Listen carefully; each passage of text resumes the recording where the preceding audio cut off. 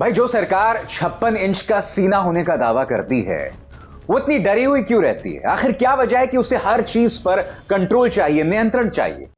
मैं आपके सामने दो खबरें लेकर आया हूं। ये दोनों खबरें मानो आपस में जुड़ी हुई हैं। खबर नंबर 1, चुनाव आयोग को लेकर जो बिल था, जिसके अंतर्गत मोदी सरकार ने सुप्रीम कोर्ट के फैसले को ही पलट दिया था, उसे राष्ट्रपति द्रौपदी मुर्मू की स्वीकृति की मोहर लग गई है। इसका अर्थ क्या हुआ दोस्तों? चुनाव आयोग में जो तमाम अधिकारी हैं, चीफ इलेक्शन कमिश्नर से लेकर तमाम जो इलेक्शन कमिश्नर्स हैं, इसकी नियुक्ति सत्तारूढ़ पार्टी करेगी, यानी भारतीय जनता पार्टी करेगी। मुद्दा नंबर 1। मुद्दा नंबर 2, पेगासस के जरिए 2 और पत्रकारों के फोन को हैक करने की कोशिश की गई है। इनमें से एक पत्रकार जो है, प्रधानमंत्री नरेंद्र मोदी के परम मित्र गौतम अडानी को लेकर खबर कर रहा था। उसकी मैं चर्चा करूंगा, मगर सबसे पहले चुनाव आयोग। दोस्तों, आपको याद होगा कि मैं उन गिने चुने पत्रकारों में से हूं जो इस खबर को आपके सामने लगातार उठाता रहा। यह बिल जो है, पहले राज्यसभा में पारित हुआ और उसके बाद लोकसभा में पारित हुआ। इस बिल का मकसद क्या था, मैं आपको बताता हूं। इसका बैकग्राउंड सबसे पहले समझना चाहिए।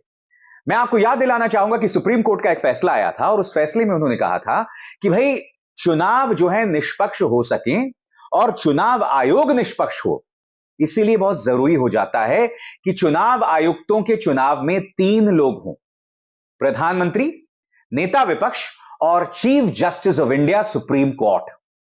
इसका मकसद क्या था? इसका मकसद यह था कि ये जो 3 लोग थे, इनमें एक तो सत्ता पक्ष हो गया, एक विपक्ष हो गया, और चीफ जस्टिस ऑफ इंडिया, यानी जो सुप्रीम कोर्ट के चीफ जस्टिस ऑफ इंडिया हैं, वो निष्पक्ष हो गए। और मेरे हिसाब से एक बेहतरीन फैसला था। मगर मोदी सरकार ने लोकसभा और राज्यसभा में अपनी ताकत का इस्तेमाल करते हुए इस फैसले को पलट दिया और अब इस समिति में 3 लोग होंगे। पहला प्रधानमंत्री नरेंद्र मोदी, यानी प्रधानमंत्री, दूसरा नेता विपक्ष, और तीसरा केंद्र सरकार के कैबिनेट का एक मंत्री। अब लोकसभा और राज्यसभा में पारित हो गया था दोस्तों। अब राष्ट्रपति द्रौपदी मुर्मू ने भी इस फैसले को स्वीकृति की मोहर दे दी है। हमारा विपक्ष तो ईवीएम की लड़ाई लड़ रहा है, वो तो बहुत दूर की बात है। यहां तो चुनाव आयोग पर मोदी सरकार के संपूर्ण कंट्रोल पर मोहर लग गई है राष्ट्रपति द्रौपदी मुर्मू की। याद कीजिए दोस्तों, कुछ दिनों पहले विपक्ष ने क्या मुद्दा उठाया था। इंडिया गठबंधन ने बाकायदा चुनाव आयोग को एक खत लिखा था और उसमें कहा गया था कि वीवीपैट, जैसे आप वोट देते हैं ना ईवीएम्स के जरिए, तो एक वीवीपैट जारी होता है, जिसको लेकर चुनाव आयोग की नीतियों में जबरदस्त पारदर्शिता की कमी है।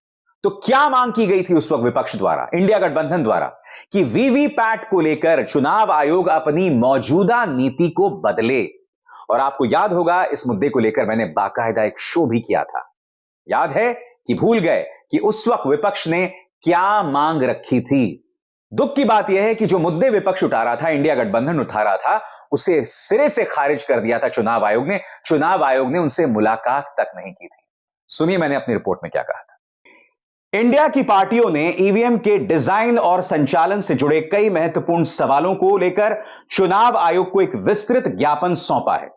दुर्भाग्य से चुनाव आयोग ने इस ज्ञापन पर इंडिया के प्रतिनिधिमंडल से मिलने में रुचि नहीं दिखाई है।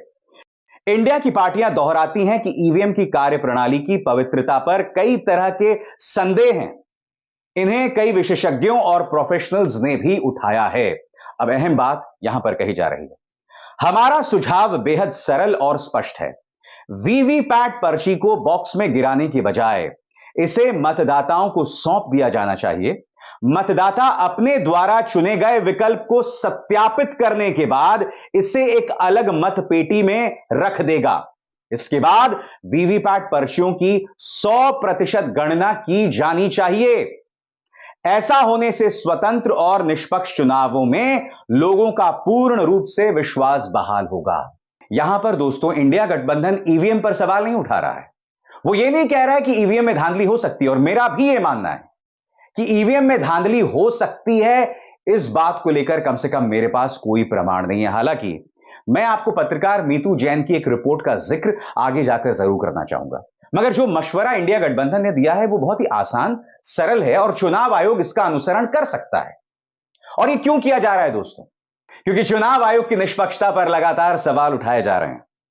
चुनावों के अंदर प्रधानमंत्री अमित शाह, मुख्यमंत्री आदित्यनाथ चाहे चुनाव आचार संहिता का जितना भी उल्लंघन करें, उन पर कभी सवाल नहीं होता है।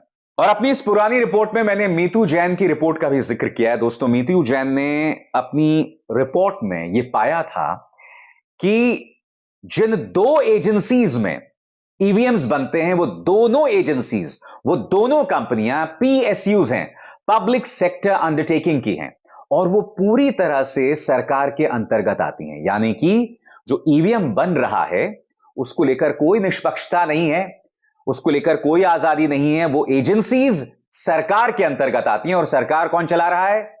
बीजेपी चला रही है।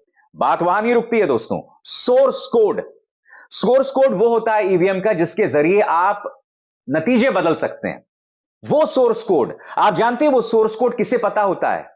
वो सोर्स कोड की मालूमात दो इंजीनियर्स के पास होती है, और वो दो इंजीनियर्स उसी पीएसयू से नाता रखते हैं या ताल्लुकात होते हैं या उसी पीएसयूज में काम करते हैं जो ईवीएम मशीन्स बनाते हैं। कायदे से सोर्स कोड उन लोगों के पास होना चाहिए जो पूरी तरह से निष्पक्ष हों, या कम से कम चुनाव आयोग के पास होना चाहिए। मगर वो सोर्स कोड ऐसे इंजीनियर्स के पास होता है जो कि काम करते हैं उन पीएसयूज में, वो पीएसयूज जो मोदी सरकार के अंतर्गत आती हैं। और सबसे बड़ी बात जिसका जिक्र मीतू जैन ने अपनी रिपोर्ट में किया था कि ये जब चुनाव खत्म हो जाते हैं ना दोस्तों, तो चुनाव खत्म होने के बाद जो सारी ईवीएम्स हैं, मत पेटियां हैं, वो चुनाव आयोग की निगरानी में नहीं होती, वो केंद्र द्वारा भेजे गए अर्धसैनिक बलों की निगरानी में होती हैं। अब जो तमाम जानकारियां मैंने आपके सामने रखी हैं, स्वाभाविक सी बात है ऐसे में चुनावों की पारदर्शिता पर सवाल उठेगा। और अब वही चुनाव आयोग पूरी तरह से फॉर्मली मोदी सरकार के कंट्रोल में आ गया है।